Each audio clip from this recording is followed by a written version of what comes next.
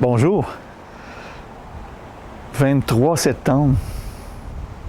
L'automne est vraiment commencé. On a encore des belles feuilles vertes, mais les feuilles de couleur s'en viennent. Ça ne tardera pas. On va voir des belles couleurs. Mais pour tout de suite, je vous invite à rendre grâce à Dieu avec les vêpres qui commencent à l'instant. Dieu, viens à mon aide. Seigneur, à notre secours. Gloire au Père et au Fils et au Saint-Esprit. Ô Dieu qui est, qui était et qui vient, pour les siècles des siècles. Amen. Alléluia. À la mesure sans mesure de ton immensité, tu nous manques, Seigneur, dans le tréfonds de notre cœur. Ta place reste marquée comme un grand vide d'une blessure. À l'infini de ta présence, le monde est allusion.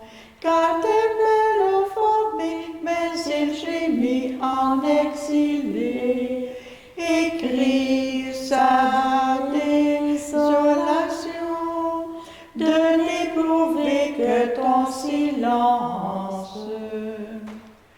Dans le tourment de ton absence, c'est toi déjà, Seigneur, qui nous a rencontrés. Tu n'es jamais un étranger, mais l'hôte plus intérieur qui se révèle en transparence. Caché au creux de ton mystère, nous te reconnaissons. Sans jamais te saisir, le pauvre seul peut t'accueillir. D'un cœur brûlé d'attention, les yeux tournés vers ta lumière. Le Seigneur est ma lumière et mon salut.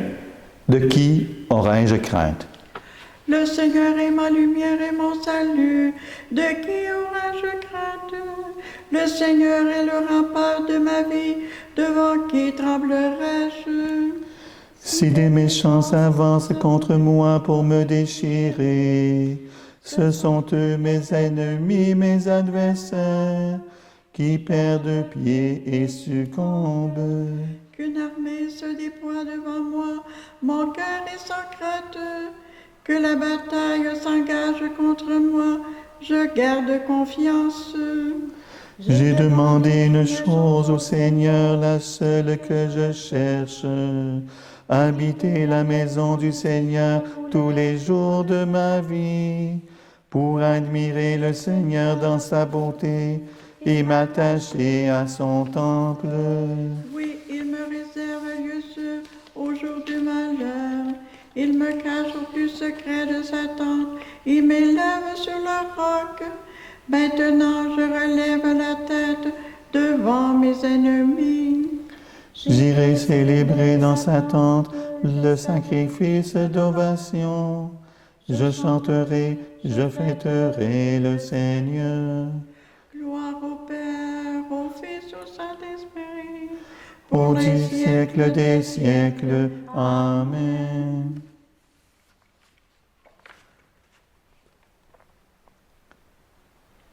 Écoute, Seigneur, mon cri d'appel, c'est ta face que je cherche. Écoute, Seigneur, je t'appelle, pitié, réponds-moi. Mon cœur m'a radie ta parole, cherchez ma face. C'est ta face, Seigneur, que je cherche, ne me cache pas ta face. N'écarte pas ton serviteur avec colère, tu restes mon secours. Ne me laisse pas, ne m'abandonne pas, Dieu mon salut. Mon père et ma mère m'abandonnent, le Seigneur me reçoit. Enseigne-moi ton chemin, Seigneur, conduis-moi par des routes sûres, malgré ceux qui me guettent. Ne me livre pas à la merci de l'adversaire, contre moi se sont levés de faux témoins qui soufflent la violence. Mais j'en suis sûr, je verrai les bontés du Seigneur sur la terre des vivants. Espère le Seigneur, sois fort et prends courage. Espère le Seigneur. Gloire au Père et au Fils et au Saint-Esprit, ô Dieu qui est, qui était, qui vient, pour les siècles des siècles. Amen. Tout vient de lui, tout est pour lui, tout est en lui. Gloire à Dieu dans les siècles. Rendons grâce à Dieu le Père, lui qui nous a donné d'avoir part à l'héritage des saints dans la lumière. Nous arrachons la puissance et les ténèbres et nous a placés dans le royaume de son Fils bien-aimé. En lui, nous avons le rachat, le pardon des péchés. Il est l'image du Dieu invisible, le premier-né avant toute créature. En lui, tout fut créé, dans le ciel et sur la terre. Les êtres visibles et invisibles, puissance, principauté, souveraineté, domination, tout est créé par lui et pour lui. Il est avant toute chose et tout subsiste en lui. Il est aussi la tête du corps, la tête de l'Église. C'est lui le commencement, le premier-né d'entre les morts, afin qu'il ait en tout la primauté.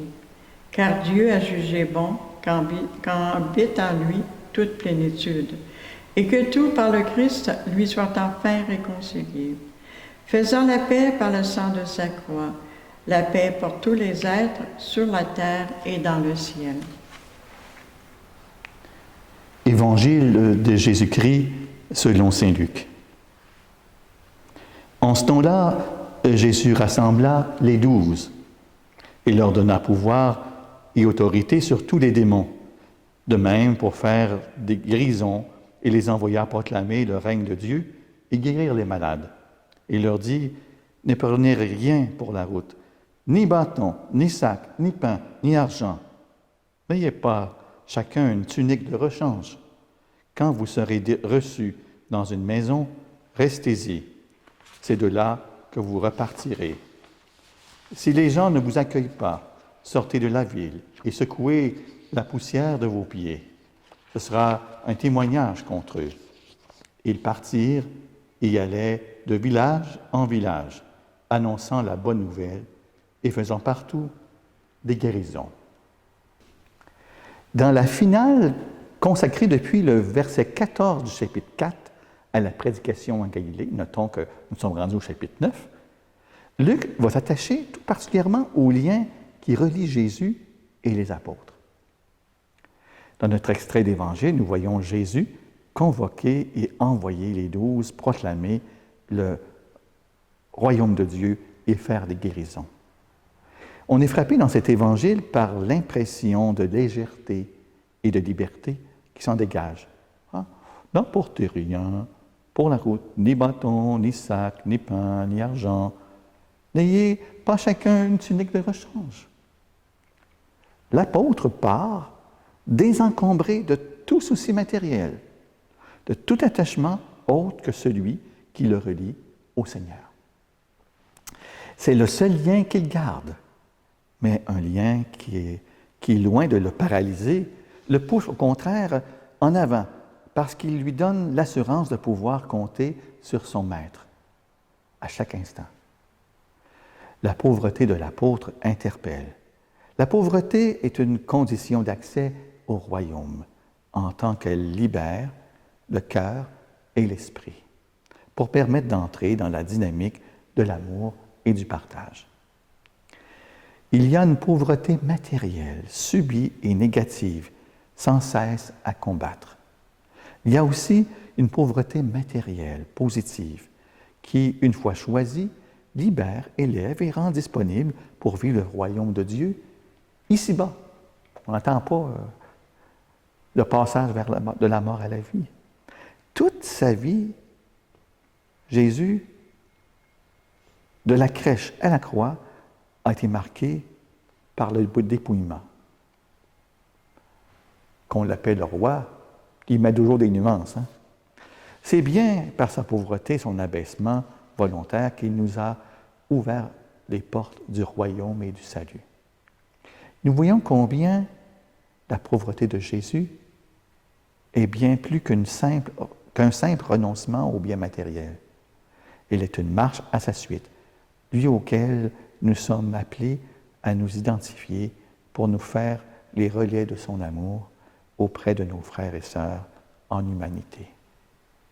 Cet appel à choisir d'être pauvre avec le Christ ne cessera jamais de résonner dans le cœur de tout chrétien et de l'Église tout entière, parce qu'il relève de la nature missionnaire de notre appel de baptiser.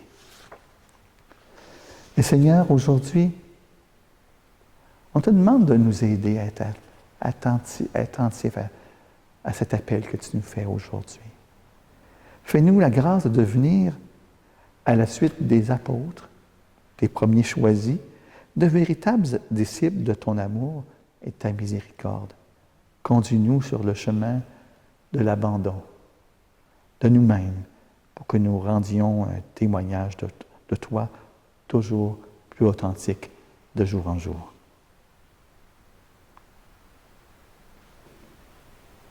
L'amour du Seigneur s'étend d'âge en âge sur ceux qui le craignent. Mon âme exalte le Seigneur, Exulte mon esprit en Dieu, mon Sauveur. Il s'est penché sur son humble servante. Désormais, tous les âges me diront bienheureuse. Le Puissant fit pour moi des merveilles. Saint est son nom. Son amour s'étend d'âge en âge sur ceux qui le craignent. Déployant la force de son bras, il disperse les superbes. Il renverse les puissants de leur trône. Il élève les humbles. Il comble de bien les affamés. Renvoie les riches les mains vides. Il relève Israël son serviteur.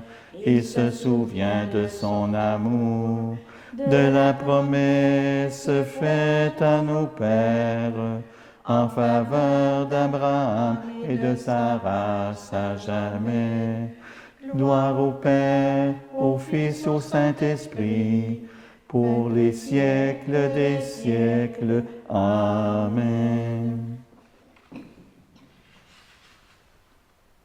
Dans la paix de l'Esprit Saint, prions le Seigneur Dieu. Kyrie eleison. Kyrie eleison.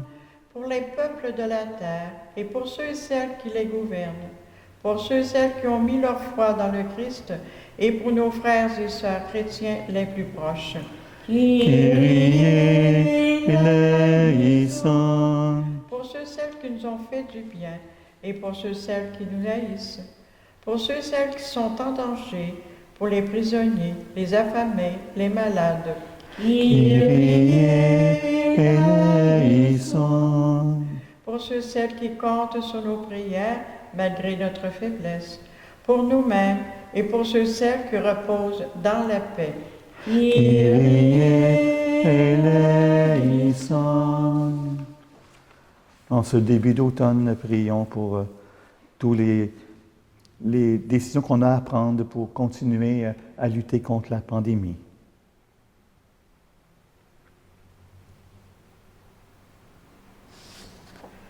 Notre Père, qui es aux cieux, que ton nom soit sanctifié, que ton règne vienne, que ta volonté soit faite sur la terre comme au ciel. Donne-nous aujourd'hui notre pain de ce jour.